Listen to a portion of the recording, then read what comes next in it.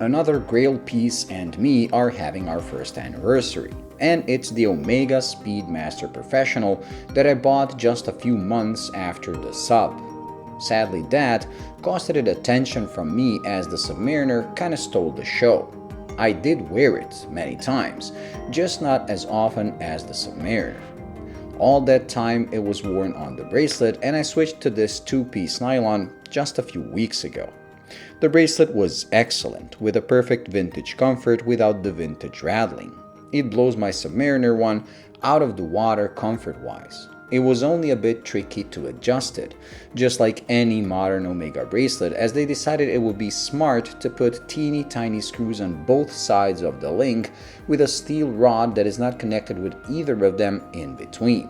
It's not difficult to size, but requires more care not to lose what appeared to be the smallest screws on the planet.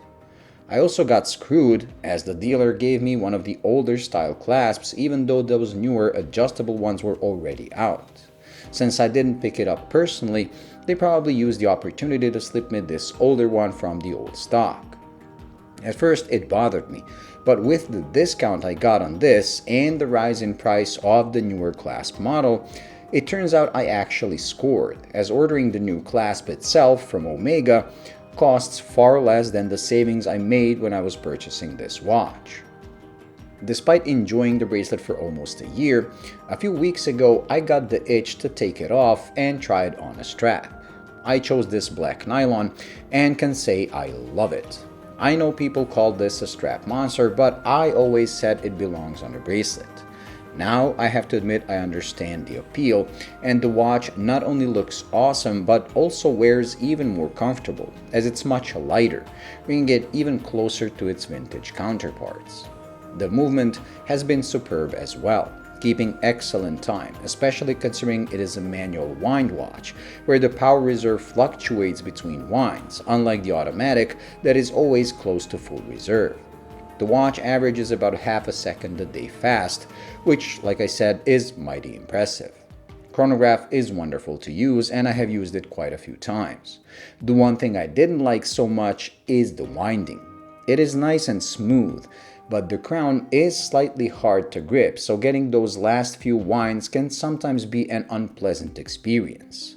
Since I noticed there is not as much resistance as when it was new, I'm still kinda hoping it will lower the resistance over time, making it as pleasant as it is on my vintage pieces.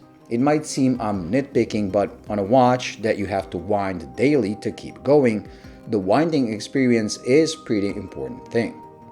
Luckily, it is not as bad to be a deal breaker, so overall I love the watch and still do. The way it looks alone would be enough for me to love it, even if everything I wrote is good was actually bad. It becomes clear why the design didn't change for more than 60 years. Just like Rolex with the Submariner, they simply nailed it the first time. There was no revolution necessary, just slight evolution steps, so minute even Rolexes seem revolutionary. It is truly an icon in the watch world, and as such, it's resistant to changing times, trends, and hypes. I keep seeing videos on YouTube titled, "Is the Speedmaster still worth getting in 2023?" Clearly trying to see if the hype it got at the launch is still there.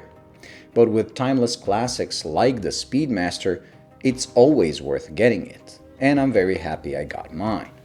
The 3861 fixed many things that bothered me on the 1861, making it the perfect Speedmaster for me, and it's not leaving my collection in the foreseeable future.